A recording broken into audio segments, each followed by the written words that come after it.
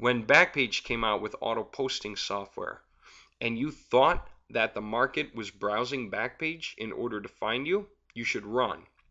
You should immediately realize the fallacy of the whole concept, unless you recognize one more thing. You go to Google and you type in something that would bring up one of those posts from Backpage, and you see it get indexed when you typed in general words.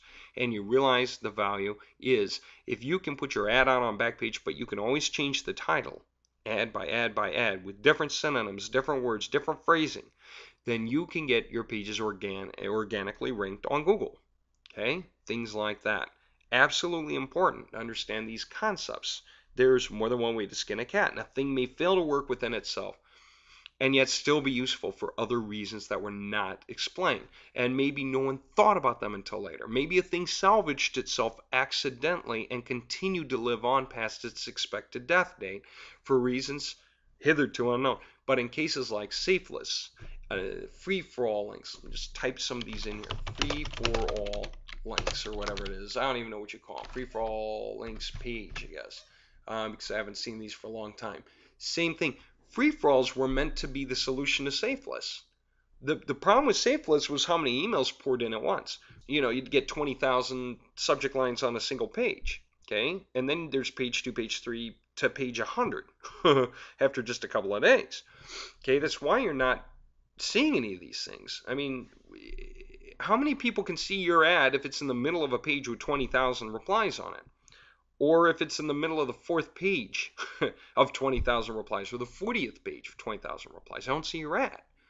It's why they're not looking anyway. If you would do it to grant yourself a way out, everyone else is doing it to grant themselves a way out.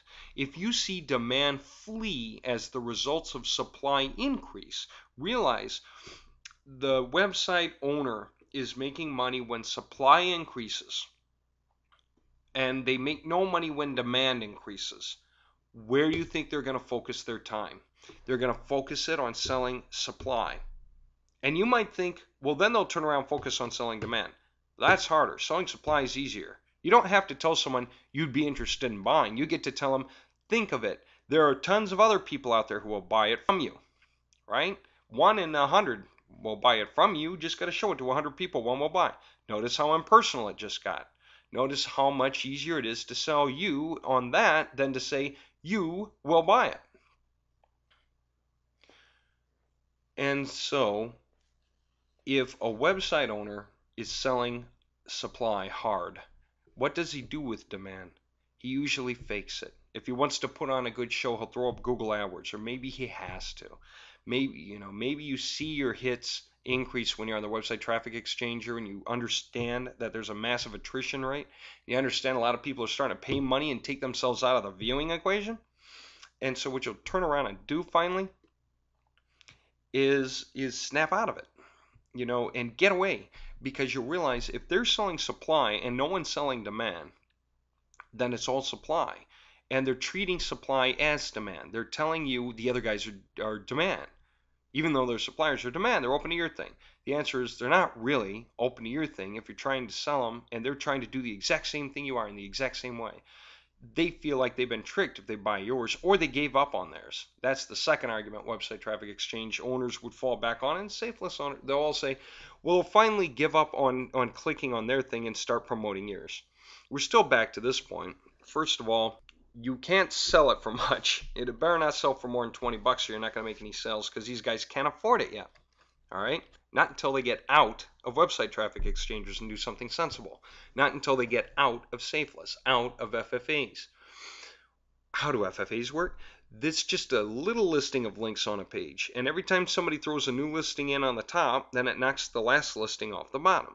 So there's only going to be like 20 or 25 or 30 or 40 at the most. What you would expect to see on a web page that you can choose from. Again, no one's selling demand. Okay? And the problem is supply is going nuts. Now they sell the auto submitters for FFAs. I don't mean now as in 2010. I mean really now as in 2002. I saw them all over the place. You buy them for 47 bucks or something. And what did they do? They auto submitted your link to free-for-alls full speed. Now you think, well, that's good because my link will last longer. But the more people buy it, the faster those links whip through, to the point where a link stays on a page for 5 seconds. If you submitted the link to the top of the page and then you typed in the address to see it, chances are you won't see it and you'll think it didn't work. Problem is, it did. And it came off the bottom of the page before you got there. Sometimes if you're really, really fast, you can see it 2/3 of the way down. and yet there's no way for you to verify whether it was working or not, because you can't move quick enough through 30,000 free-for-alls to verify your ads are there. But no one's looking. Remember that. No one's looking. All right. I'll give you another one. Again, thinking about the value of things really. There is one purpose I found of safe lists that was absolutely cool, and it taught me a lot. And I swear it was one thing I had to learn to make a lot of money moving forward. That was this. Safe lists teach you one important thing. And think about it this way. If you're pitching in email to somebody, or you're pitching on a forum post in a forum to somebody, the layout's the same. There's initially a subject line that everybody sees, and they rarely see any of the body of the message. All they see is a subject line. Sometimes they see some of the body, but really it's a subject line they will see. It's highlighted. It stands out. It's the thing you would glance through before reading the fine print. The beginning of the body or something, and then it says click here to read more, and that's if it exists. Very often all you see is a subject line, the title line on a forum post, right?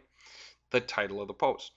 And so whether it's email or forum post, you click on that first line, you see the body.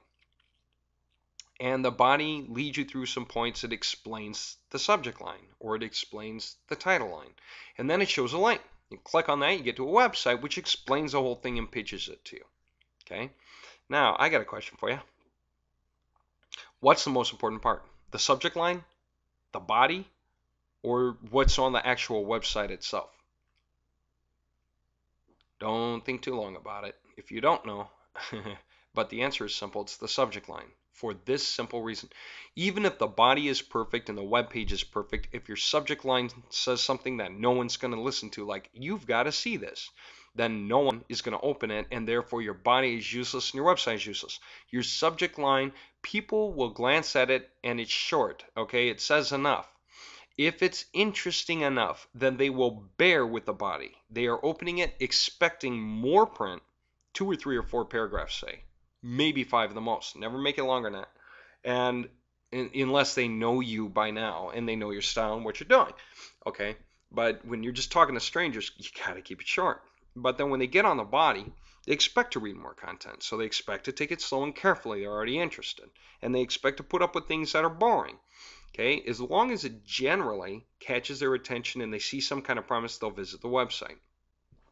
And usually you do your best on the body to convince them that the website they're going to see does something for them.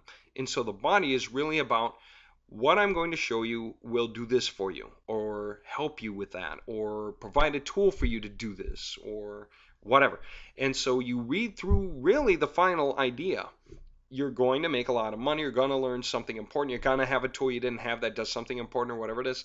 And then you go to the website. And by now you can bear with everything on the website being slow and boring if necessary, because you basically know what you're looking for already. You're looking to verify that it says what you heard in that body. And so you'll scroll around, scan it, and you'll finally get to the bottom and decide whether to buy or not based on the guarantee you see. Okay. What is the value of safe lists then? The one good thing you will learn that is incredibly useful, and it's the best way I've ever seen it done, you study subject lines. You do this. Go into your, sign up for a bunch of safe lists using the same username and pass or whatever. Get in there, sign up with the same email box because it's indiscriminate.